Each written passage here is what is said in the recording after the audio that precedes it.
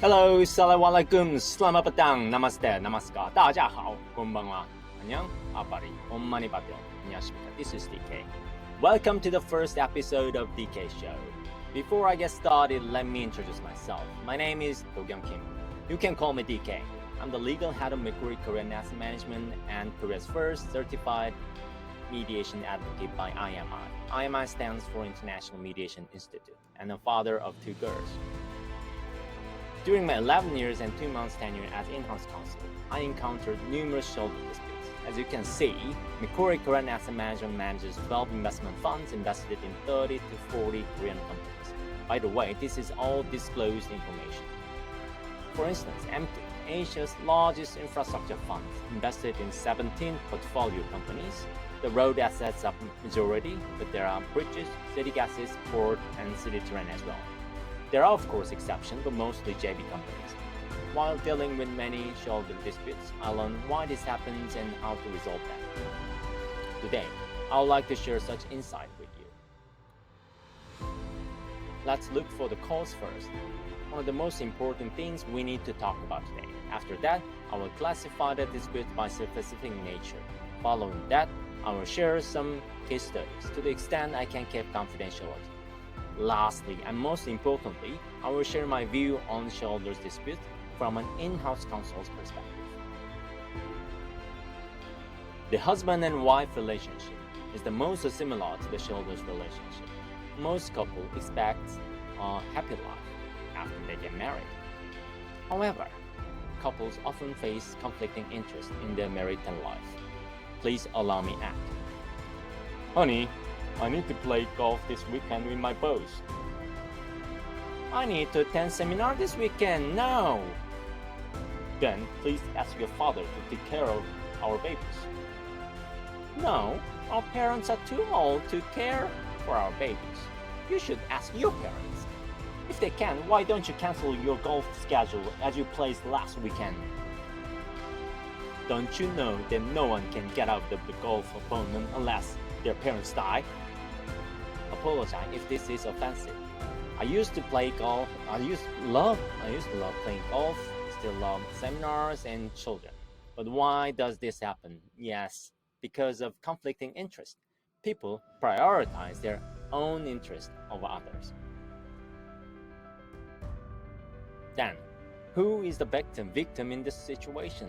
Their children. Who gets hurt in the fight between shareholders?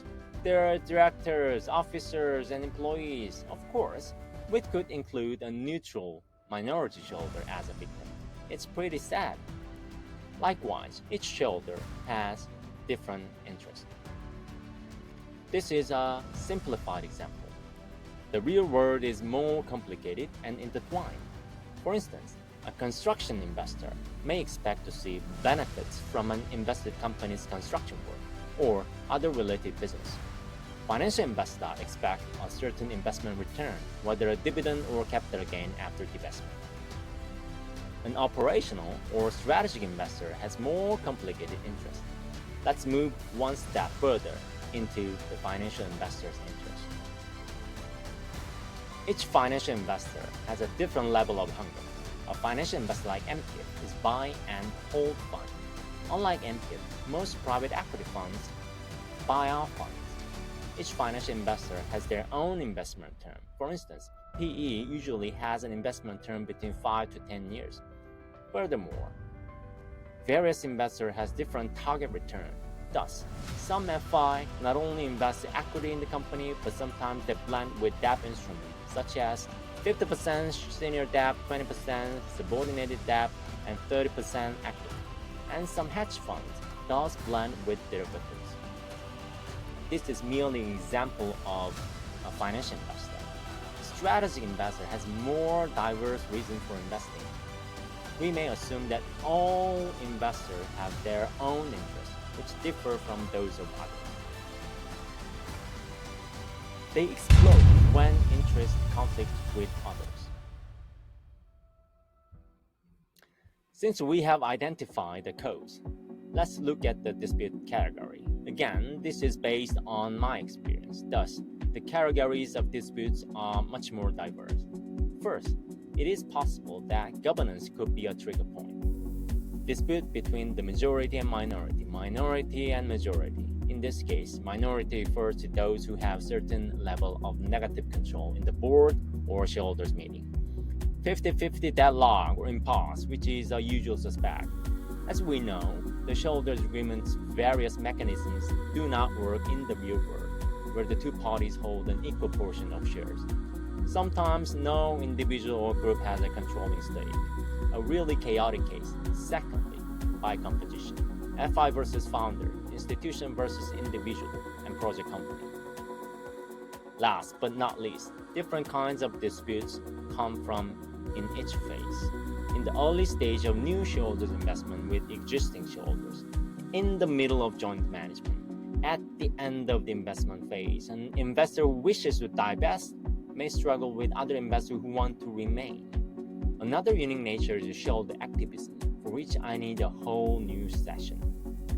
Now let's look at some actual cases. Of course, there are many suitable cases, but due to the time constraint and confidentiality, I prepare 3 cases.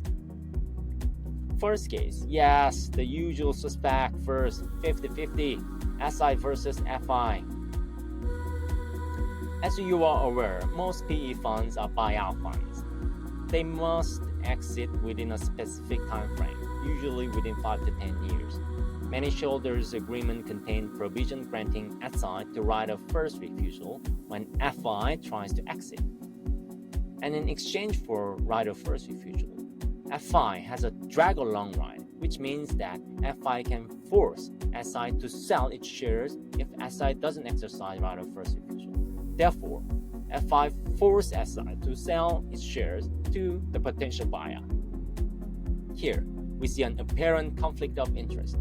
If SI wants to stay, but the proposed share purchase price of potential buyer is too high, suppose that you are SI and receive the right of first refusal letter from FI.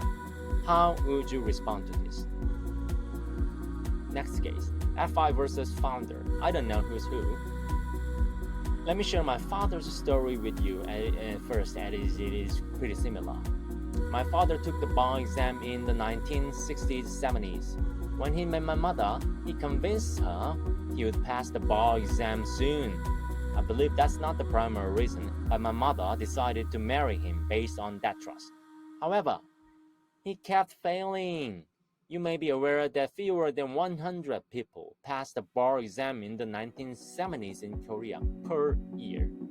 My father said that he almost missed the exam and would have passed if he had kept trying.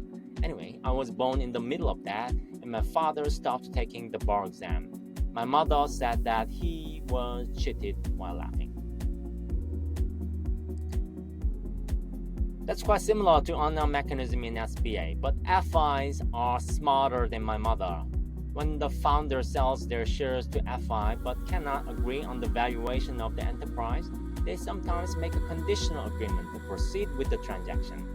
FI will pay the additional share purchase price based on the founder's valuation only if and when the founder can prove such EBITDA within a certain period. The founder manages the business up to the earn-out period, keeping a minority share. However, the majority of the boards are designated by the FI.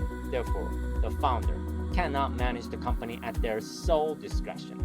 Now imagine that you are a founder and nearly missed the target EBITDA for say $100. How would you respond to this? Today's last case, I believe one of the toughest cases. Do you know anything about polyamory? No one has controlling stake. We often encounter this structure in large project companies such as infrastructure or energy sectors. The interest of every shareholder is different. Assuming that there is a matter reserved for the board, 2 shareholders have conflicting opinions. Others aren't concerned with the agenda. Now, imagine that you are a neutral shareholder. A manager of conflicting shareholder who know you well asks for your help.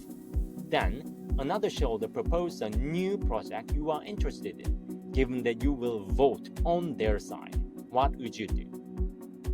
These kinds of intertwined interests typically leads to dispute.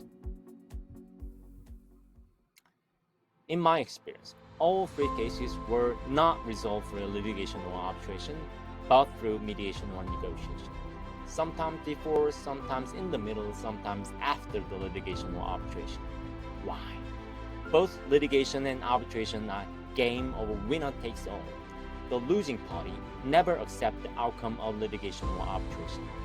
Most importantly, the relationship ends in litigation or arbitration, especially, no offense, but litigation lawyers in Korea use very emotional terms like you are a liar, cheater, robber. Actually, I realized that I was an employee of a company with no integrity, which was asserted by counterparty lawyer. I don't know whether it's true, but even the winner blacklists the counterparts from future transactions. Why? Both litigation and arbitration are hunger games. One party needs to eliminate the other party in order to survive. Even though you won, you suffer significant time, money, and emotional losses. Then, what's the solution?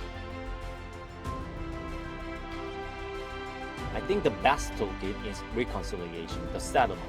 You can settle in the middle even after the litigation or arbitration. I'm not talking about compromising. I'm referring to resolving each other's interests outside of the dispute frame. That's what facilitative or transformative mediation is for. Don't think about either Korean court enacts civil mediation or administrative mediation. They are mostly evaluative mediation in which the parties rely too much on their mediator, who is mostly judge. In transformative mediation, the parties have autonomy. You can decide your decision, your future. As in-house counsel, we have the best position to resolve the dispute. By the way, my first daughter mediated my wife and me because we understand the commercial background, the relationship, and most importantly, we know the parties' true intent. Therefore, we can resolve the dispute on our own. Why should it depend on someone who does not know us? We have the power to resolve shareholders' dispute. I resolved many cases through ad-hoc mediation as a mediation advocate, negotiator, and mediator. Based on such track record, I'm recently been certified as a mediation advocate by the IMI, the first time in Korea, and appointed as a mediator in WIPO, Singapore, Qatar, Saudi Arabia, the jurisdictions where they ratify Singapore Convention. The Singapore Convention is a treaty for the enforcement of international commercial mediation that has been executed by 55 countries and ratified by 10 countries so far. Korea has executed the treaty but has not yet ratified it. It's quite similar to New York Convention in international arbitration. Let me finish with the origin of the term company. It comes from companion in Latin. It means one who eats bread with you. Korea has a similar term, shiku, who eats rice with you. Employees, directors, officers, and shareholders share in the company's fruits. Of course, the shareholder and C-suite take the most significant stake, and employees receive a performance profit share and sometimes M&A bonus. We share the interest. I like the term homemaker because it's a gender-neutral term for husband and wife. Likewise, shareholders are community builders. Let's bring peace to our children, employee, directors, and officers. Thank you for listening. If you have any interest in becoming an international commercial mediation advocate or a commercial mediator as a second character in-house counsel, please let me know. I will help you. These are my QR code, business card for my second character.